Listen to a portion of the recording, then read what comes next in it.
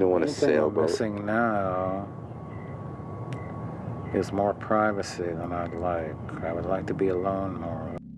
Hey everyone, I'm glad to have you here, and I hope your day is going okay. If not, then hopefully I can make it a little better.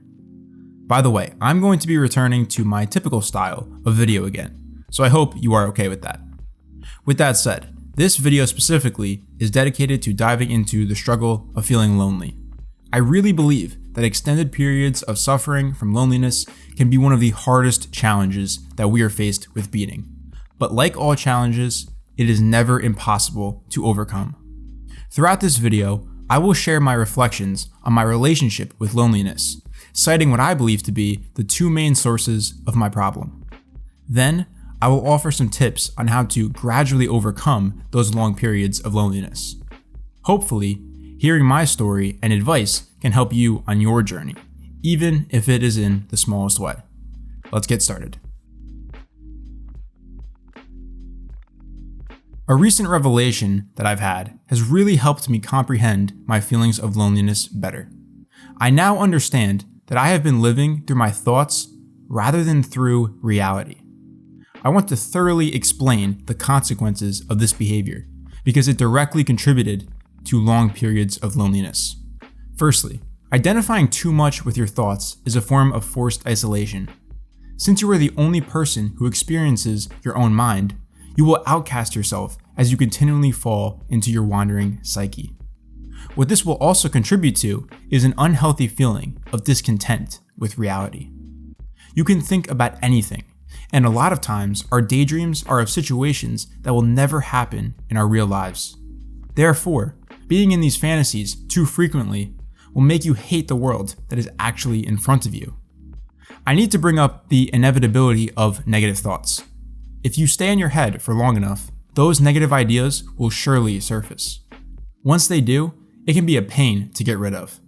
You don't want to succumb to the habit of reeling in negative thoughts. Throughout all of this, you are bound to suffer from feelings of confusion, especially if you don't open up to anyone. If you're like me, you probably don't share these struggles with people. Unfortunately, the price of that is constantly wondering whether you are okay if you are the only person who is dealing with this problem. Remember where we began in this section. All of the consequences that I talked about related to being in your thoughts plague you into loneliness. The worst part is, because you likely don't open up, it can take a really long time to overcome this, unless you put in the effort. Now, I will directly address some methods to beat loneliness in the third section, but right now I need to bring up why your self-perception is so important to this topic as well. If I asked you, what is your perception of you, what would be your response? Would you say that you feel important, or that you were completely invisible to the world? For a long time, I believed the latter was true. I viewed myself as an outsider, based on many external factors. Especially as a teenager, I felt behind everyone else, both socially and emotionally. I felt stuck in place, and being behind is a depressing position. Sure, I had some friends which helped me view myself more positively, but I just couldn't escape those negative perceptions and that perpetual feeling of loneliness. I want to further reiterate the concept of, is it only me? That saddening question was amplified by my negative perception of myself. Eventually, I reached a point of unfortunate acceptance.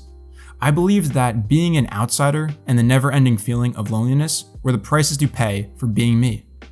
Before I tackle methods to improve the two areas I discussed, I want to highlight why a positive self-perception is so important. Your place and identity in the world all begins with you. Let me provide an example. Let's say we have two people. Person A has a strong understanding of themselves and sees their worth in this big world. On the other hand, Person B believes they are worthless and doesn't think they have any impact in their day-to-day life. I'm sure you could identify in real life which person has the positive self-perception by only asking a few questions, or maybe without any questions at all. That is the key. Observant people can detect a poor self-perception, and unfortunately, they will likely avoid you. What does that do? Contributes to your loneliness. You need to have a positive perception of yourself. along with being able to remain out of your thoughts. I'm now going to give you some direct methods to accomplish that. Okay, so this video has been primarily negative up until this point. I've only been talking about consequences, struggling, and a seemingly hopeless loop of feeling lonely. Well, I'm here to tell you that there are many ways to gradually lessen this burden.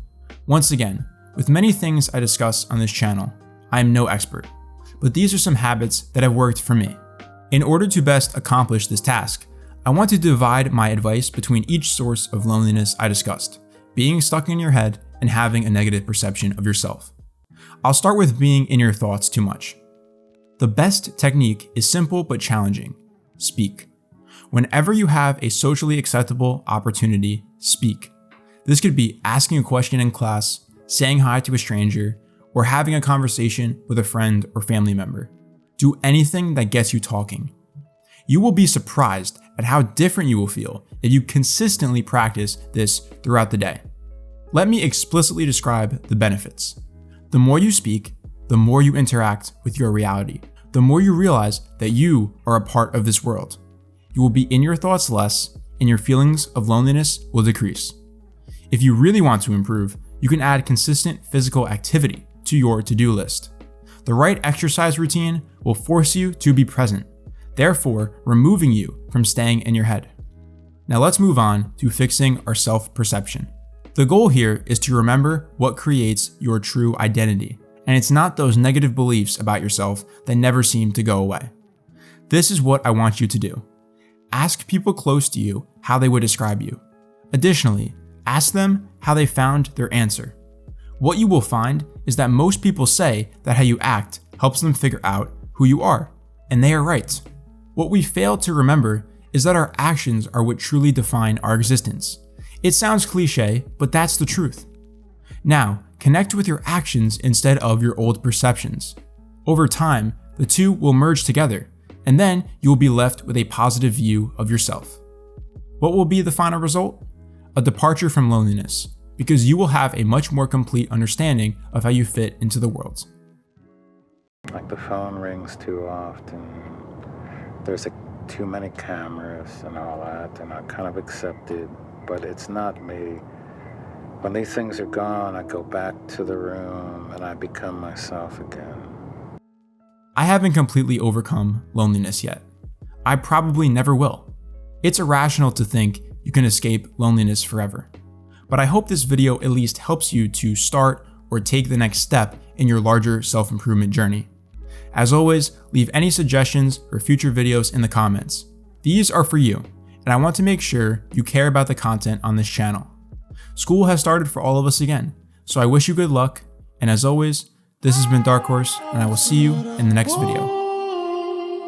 Don't leave so soon.